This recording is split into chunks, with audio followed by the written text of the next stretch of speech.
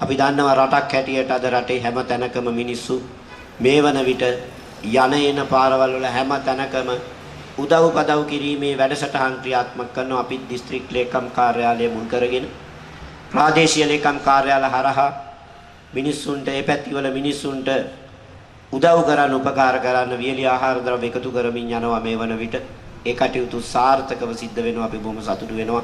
ඒ කටයුතු කරන ඒ ආකාරයෙන් ඒ අයගේ ඉන්න අයගේ ජීවත් වීම සඳහා කුසගින්න පුරවන්නට ඒ පැත්තෙන් උදව් කරන වගේම මියගිය අය වෙනුවෙන් සිහිපත් කළ මේ විදියට පින් අනුමෝදන් කරන්නට මේ පින්කම අද දවසේ අපි සිද්ධ කරනවා. ඒ වගේම විශේෂයෙන් මතක් කරන්නට ඕන මේ සංකල්පය ඇත්තටම අපේ මහදිසාපත්තුමාගේ අදහසක්.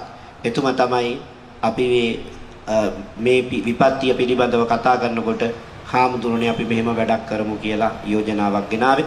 ඉතින් අපි ඒ එක්කම මේ එන පොය දවසේ 4 වෙනිදා මුළු දිස්ත්‍රික්කය පුරාවටම සියලු විහාරස්ථානවල දිස්ත්‍රික්කය පුරාවටම සියලු විහාරස්ථානවල පස්වරු පහට මේ විදියට පින්කම් පවත්වලා පුණ්‍යානුමෝදනා කරන්නට අවශ්‍ය වෙන කටයුතු sannivedanaya කරලා තියෙනවා.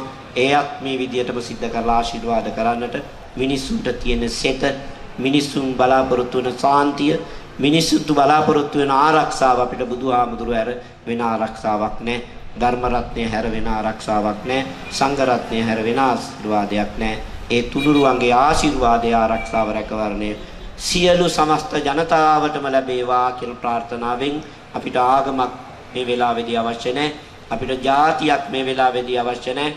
අපිට වෙන යම් ભેද අවශ්‍ය නැහැ. සියලු සමස්ත ලංකාවාසී ජනතාවටම යහපතක් වේවා කියන ප්‍රාර්ථනාව, ඒ හැමදෙනාම සුවපත් වේවා කියන ප්‍රාර්ථනාව, ඒ හැමදෙනාම නිරෝගී වේවා කියන ප්‍රාර්ථනාව, ඒ හැමදෙනාගේම දුක්ඛම් පටලු නිවේවා කියන ප්‍රාර්ථනාව, ඒ වගේම මෙවැනි විපත් වලට ලක් නොවේවා, ගොදුරු නොවේවා කියන ප්‍රාර්ථනාවත් එක්ක තුනුරුවන්ගේ ආශිර්වාදය පළ කරන්නටයි මේ අවස්ථාව කරගත්තේ.